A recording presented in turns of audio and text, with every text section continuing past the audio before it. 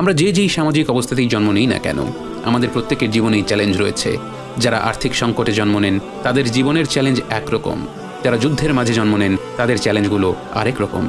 মা হাজেরার মতো আমরা যদি আমাদের পরিস্থিতি মেনে নেই এবং আল্লাহর উপর ভরসা করি, তাহলে আল্লাহ আমাদের অবশ্যই সাহায্য করবেন।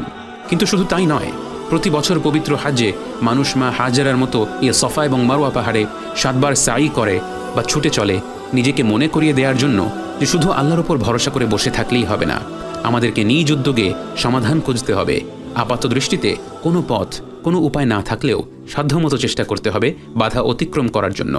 আমরা যদি আমাদের সর্বোচ্চ চেষ্টা করি, তাহলে অলৌকিকভাবে ঘোর অন্ধকারের মধ্যেও আলোর পথ পেরিয়ে আসবে। ঠিক যেমন মা হাজেরার কাছে জিবরাইল আলাইহিস সালাম এসেছিলেন, তবে তিনি সফা এবং মারওয়া পাহাড়ে ছুটে চলার পর, তার আগে নয়। অলৌকিক জমজমের পানি দেখা দেওয়ার পর সে অঞ্চলে পাখিরা ঘোরাফেরা করা শুরু করল। কিছুদিন পর বনু জুরহুম গোত্রের এক ব্যবসায়ী কাফেলা সেখান দিয়ে ভ্রমণ করছিল। ধুধু মরুভূমির মাঝখানে হঠাৎ এত পাখির আনাগোনা দেখে তারা সেদিকে কৌতূহল নিয়ে এগিয়ে গেল। মা হাজেরাকে সেখানে দেখে বুঝতে পারল তার উপর নিশ্চয়ই আল্লাহর বিশেষ রহমত রয়েছে। তারা জমজমের পানি খাওয়ার জন্য তার কাছে অনুমতি চাইল এবং তার অবস্থানের প্রতি শ্রদ্ধাশীল হল। মা হাজেরা একটি শর্ত প্রদান করলেন যে তাদেরকে সে অঞ্চলে বসতি স্থাপন করতে হবে এবং তারা সে শর্ত মেনে নিল।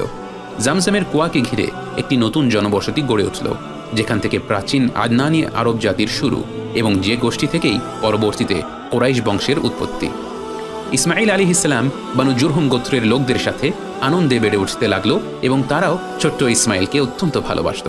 ইব্রাহিম আলাইহিস সালাম মাঝে মাঝে তাদের দেখতে আসতেন